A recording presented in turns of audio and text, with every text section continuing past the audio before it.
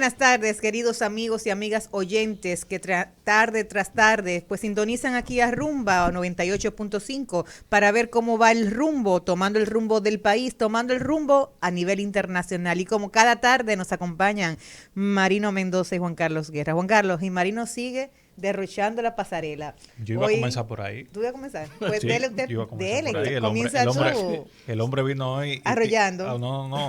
Él parece que reservó lo mejor para el viernes. Igual que yo, que vine Exactamente. de aquí a hacer ejercicio. Dime. Él cerró con el estelar. No, pero con el estelar. Claro. Sáquenme como que desconecte. Desconécteme. Muy buenas tardes, Marino. Y buenas tardes. Bueno, hoy es viernes. El cuerpo lo sabe. Realmente sí. El cuerpo sabe cuándo corresponde a todos los días de la semana. ¿Y el bolsillo? Ese es El problema es el bolsillo. El cuerpo lo sabe y el bolsillo lo ignora. A veces lo siente. Sí.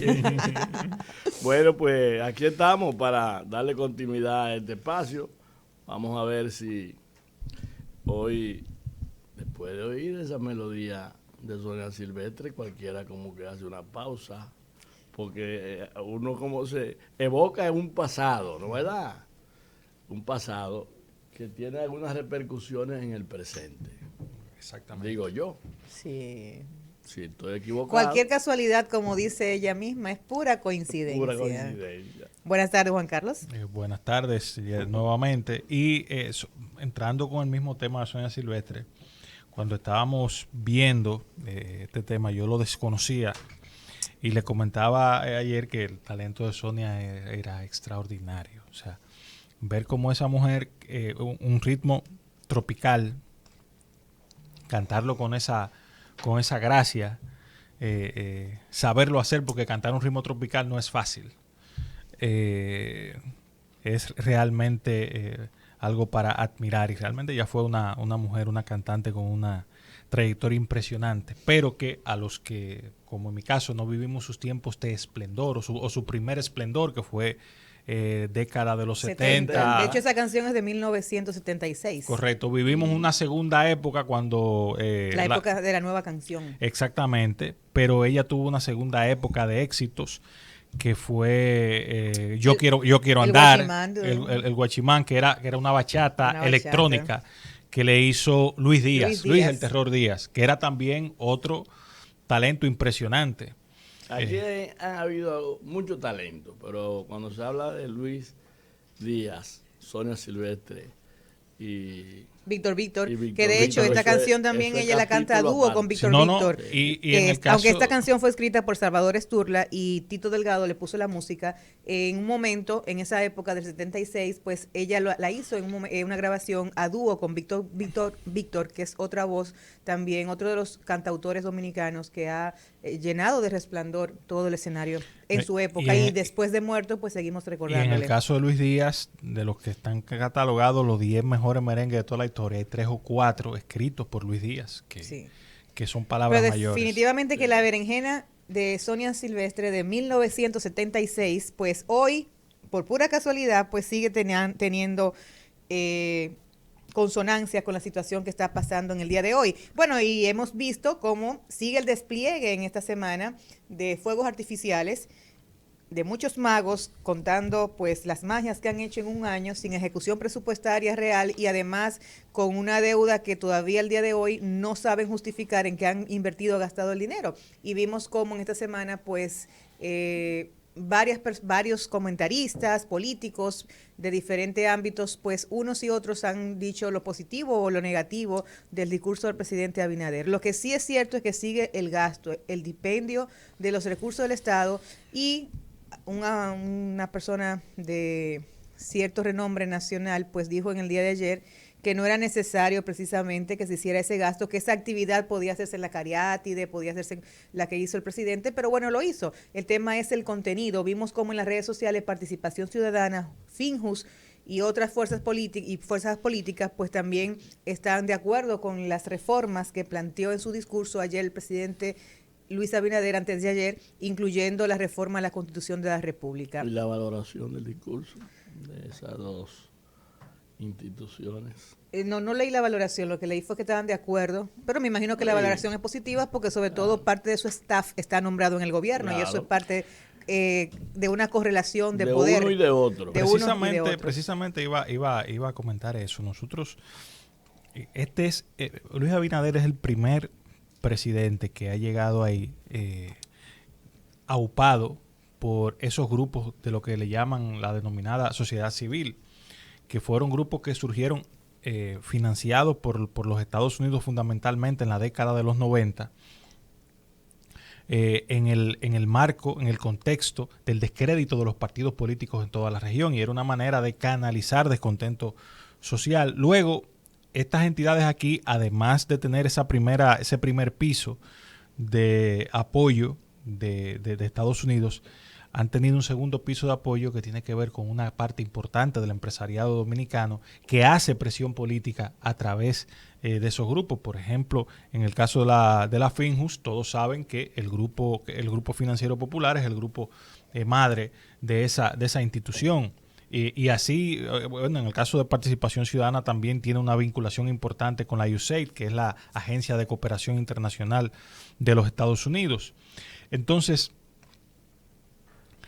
es importante ver la danza que han hecho estos grupos durante este año con el gobierno. Los grupos económicos. Sobre todo los grupos económicos, porque es la primera vez que esos grupos, creo que solamente con el doctor Balaguer hubo una danza parecida a esta. Lo que pasa es que a diferencia del pasado, esta danza es más que una danza, es una alianza que implica también la vinculación con proyectos, en la nómina pública también muchos de esos grupos. Es decir, estamos viendo una experiencia sui generis en lo que tiene que ver con estas entidades que se han convertido en una pata de la alianza política que llevó a Luis Abinader a ocupar el Palacio Nacional. Sí, pero hay que aclarar que el doctor Balaguer, independientemente de cómo usted lo quiera ver, fue un hombre que no le cogió presión a la sociedad civil.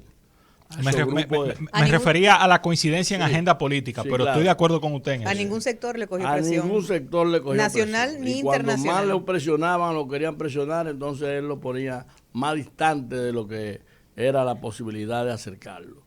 Porque realmente Balaguer era un estadista, independientemente de que usted lo quiera ver y enjuiciar como usted quiera.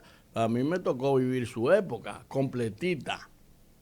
Y bueno, pero Balaguer hay que marcarle la diferencia. Sí, Balaguer marcar la diferencia. Mira, con el tema haitiano, Balaguer marcó diferencia. Por ejemplo. Balaguer fue un gobernante nacionalista. De hecho, si vemos las relaciones internacionales, cómo se manejaron en sus gobiernos, vemos que su apuesta fue muy pobre a tener relaciones ni bilaterales y mucho menos multilaterales. Él apostó más al desarrollo nacional y, por ende, protegía. Y el contexto en el que él fue presidente. Protegía el territorio. Que era un contexto de Guerra Fría, el apogeo de la Guerra Fría en su primera etapa. Pero no se involucró.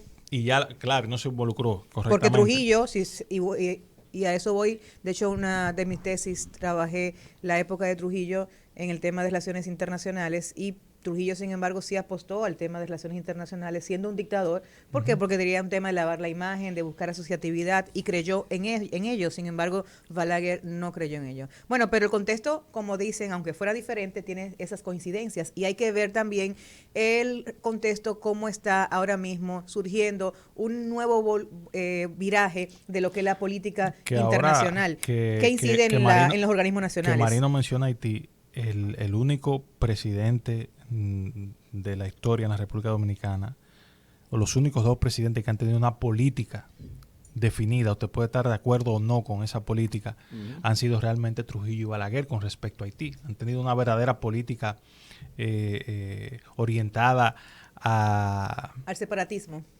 Yo no diría al separatismo, sino más bien una política definida. Usted puede estar de acuerdo o no con eso, pero tanto en el caso de Balaguer como en el caso de Trujillo, con respecto a Haití, ha formado parte de su estrategia de gobernar, y eso es importante. Que en otros casos, en el resto, yo me atrevería a decir que estaba muy abierta, para decirlo elegantemente, a la presión internacional con respecto al tema de Haití. Recordemos que el doctor Balaguer, cuando se dio el golpe de Estado de Raúl Cedras Aristide, independientemente de la presión internacional, mantuvo un tipo de política con respecto a Haití. O cerrada la frontera, que no pasara nadie para acá.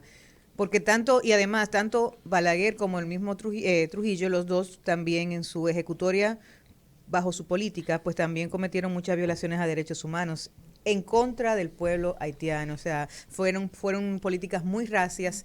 Si bien los trujillistas y los balagueristas dirían que en defensa de la soberanía nacional. Sí. Por eso digo que eso tiene su forma de verlo. Aquí se emiten los derechos humanos cuando nos conviene el país, y cuando no nos conviene el país, pues no, los gobernantes no lo emiten. Pero en definitiva, violación de derechos humanos. Otra noticia que salió en el día de ayer es que el gobierno dominicano pues acaba de comprar la refinería, las acciones de la refinería dominicana. Y es bueno recordar que las acciones que se habían vendido de la refinería, alrededor de 130 millones de pesos, y ahora pues el ministro de Hacienda dice que lo compraron, el retorno costó 80 y pico de millones de dólares. ¿Qué significa eso? O sea, de 130 millones de dólares a 80 y pico de millones de dólares, es que ha habido una ganancia de entrada, la compra ha sido una ganancia para el Estado dominicano. Y es una oportunidad para redefinir el tema del negocio de los hidrocarburos. Pero el tema de que la compra haya sido positiva, como muchos economistas lo han evaluado,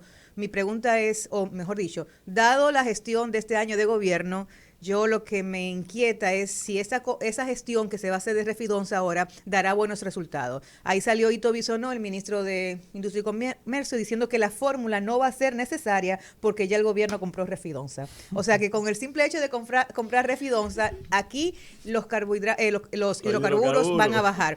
Y es importante para usted que nos está escuchando recordarle que, como comentábamos Juan Carlos y yo ahorita, Refidonza ya lo único que hace es que es intermediaria en la compra de petróleo. O sea, es una importadora más sí. Y compite inclusive en el mercado con otros importadores que tenemos en el país. Pero la compra se realizó. Vamos a ver ahora cómo maneja el Estado Dominicano a Refidonza. Y hay que decir también, y ya luego en la próxima semana lo vamos a ver con más profundidad, el negocio del petróleo es un negocio que va de salida por un tema no tanto de la escasez del petróleo, que es un recurso limitado, sino porque ya todos los países del mundo están orientados a políticas de proteger el ambiente, de impulsar y de incentivar energías renovables, alternativas. De hecho, es la primera vez que países importantes como Estados Unidos, China y el propio bloque de la Unión Europea están tomando medidas realmente para desincentivar el uso de hidrocarburos.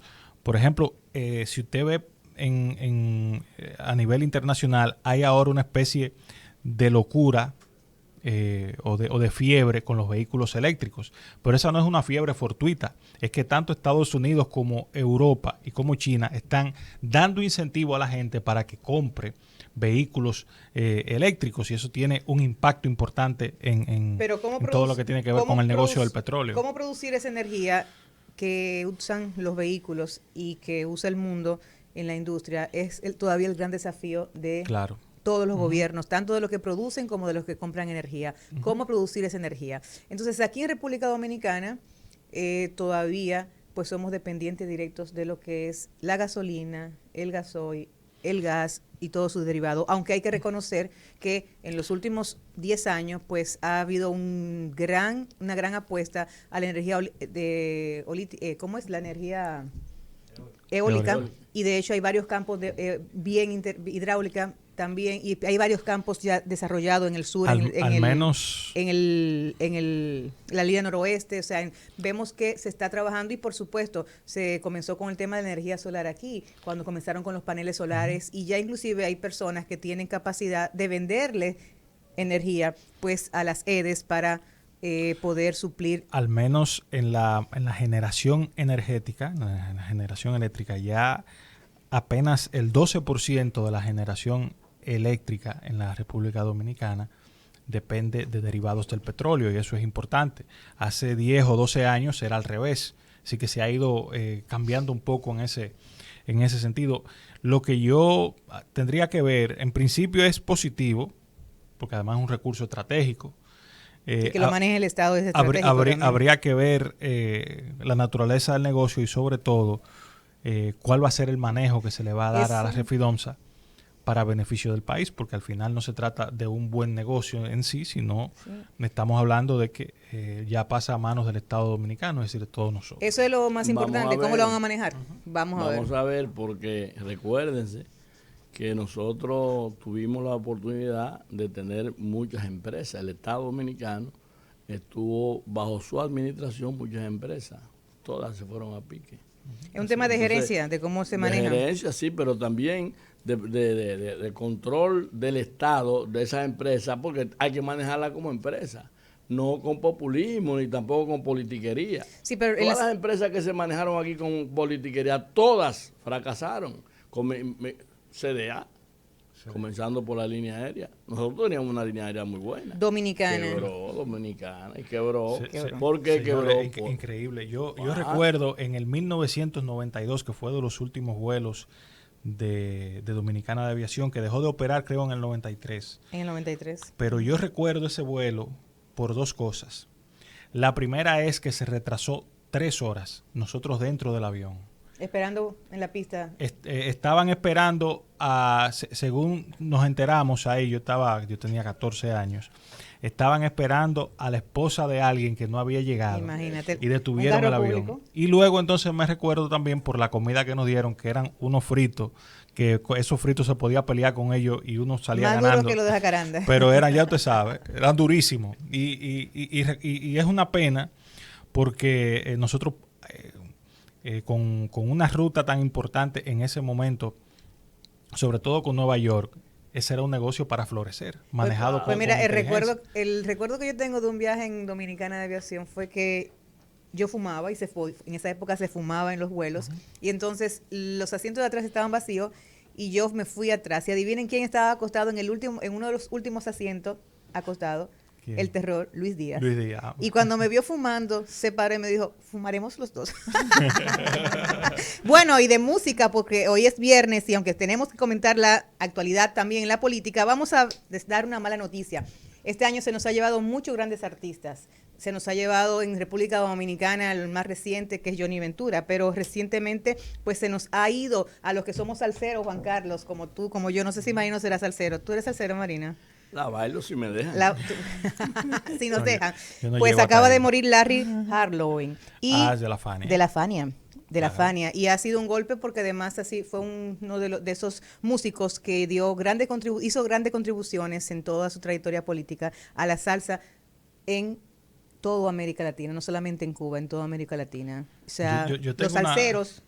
Yo tengo una duda con el tema de la salsa, porque me parece inverosímil. Dicen que el nombre de salsa viene porque al ser una combinación de muchos ritmos, cha-cha-cha, guaracha, cuando estaban definiendo qué nombre le ponemos, si no me equivoco, lo que he escuchado, Johnny Pacheco dice, no, pero eso es una salsa, y de ahí sale el nombre de salsa. No sé si eso es real, si es una leyenda urbana. Es una leyenda, por lo pronto es una leyenda urbana, no está nada, o sea, no, pero sí se ha repetido de boca en boca, de que fue Johnny Pacheco, y que la salsa es como un sancocho, será un tema de que una mezcla de varias cosas, ¿verdad? Y que le da salsa, le da gusto, todos juntos. Y es verdad que da gusto. Y es verdad que da gusto. Bueno, pues Larry fue director, compositor y productor de son cubano, de son montuno, de jazz afrocubano, de mambo, de guaracha, de cha-cha-cha y de salsa, además del genial trabajo que hizo en la traída de la ópera anglosajona Tommy con Homie.